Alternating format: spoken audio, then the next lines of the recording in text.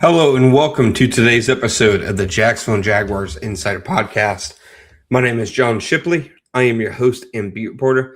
And today we are talking about three free agents who have ties to Jaguars head coach Liam Coen. Now, you saw the Jaguars use past relationships a lot in last year's free agency class. And Robert Hainsey, Nick Mullins, Johnny Munt, Hunter Long, Emmanuel Ogba, Dewan Smoot. I'm sure there's others even that I'm missing. But you saw the Jaguars, like any team, make decisions in part based on, all right, these are guys that we know. These are guys that we have relationships with, that we have insight on, that they are able to, develop a stance on that is potentially more informed than their stance on a player coming from an external source. So I think it's important each offseason to look at free agents who have ties to your team's coaching staff. And I've talked about a few different guys for, some of their new coaches, but I think three guys just with ties to Liam Coen specifically. And one of them, all of them, really have played big roles for Coen in the past. It's obviously all three guys are on offense, but I think one of them could be one of the sleeper options of the offseason. So ultimately, I think the first guy, I'll go with Wan'Dale Robinson. Wan'Dale obviously starred at Kentucky in 2021, his final season there, before New York selected him. Liam Coen was his offensive coordinator at Kentucky in 2021. Wan'Dale was obviously a huge part of what Kentucky did that season. I mean, Liam Coen coordinated a great offense. I mean, it's one of the reasons that he's a head coach today is that season. And he was instrumental to that. I mean, just the speed element that he provided that team was absolutely invaluable.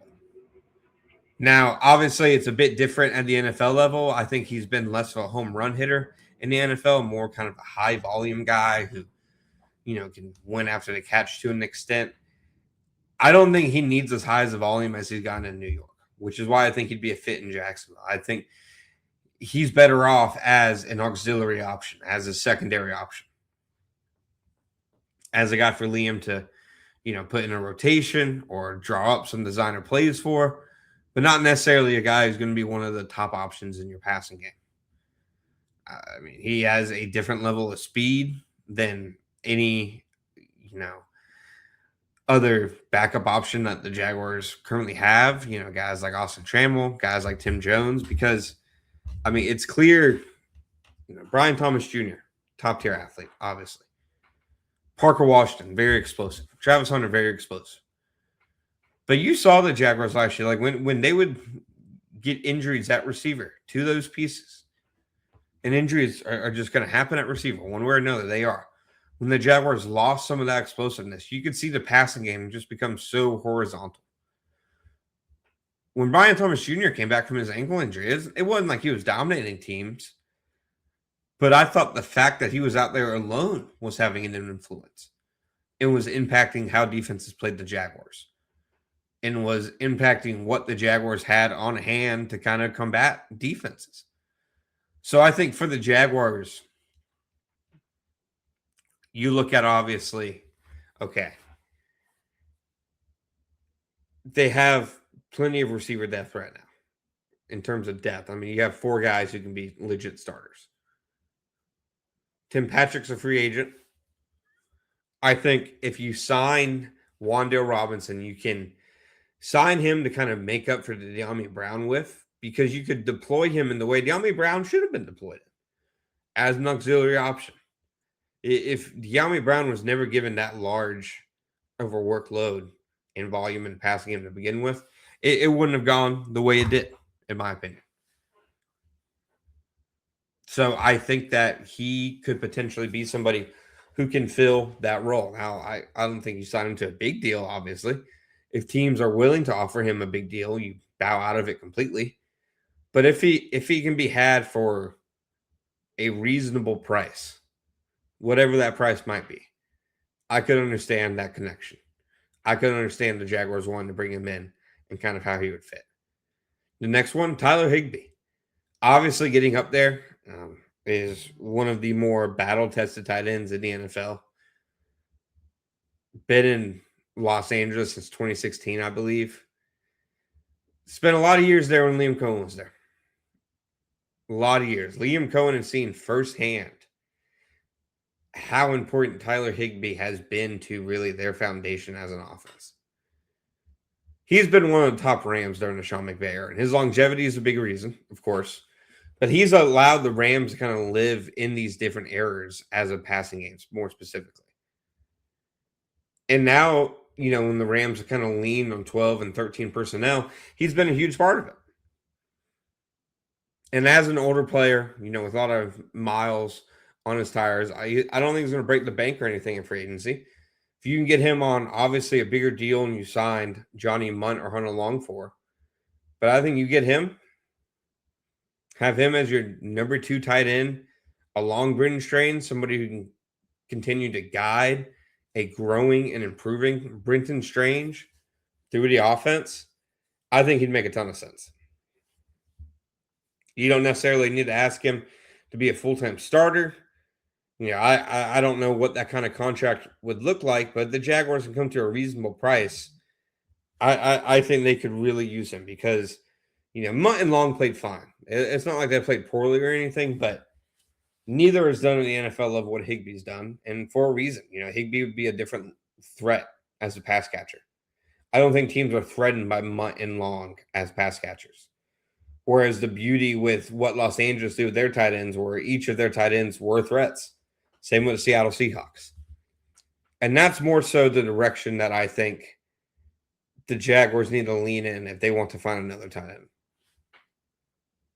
If the Jaguars want another tight end to come in and boost the offense and give them more flexibility behind Brenton Strange, I think Higbee is somebody who, just as a pure stopgap option, they don't want to spend one of their 11 picks or a high pick on a position. I could absolutely see that. And I think it'd make them a better offense. I mean, if you put Higbee on that offense right now as a number 2 tight end, that's a pretty good spot to be in. Especially where the Jaguars have been at tight end in the past. And then lastly, if the Jaguars probably want to spend a little bit, Cade Otton.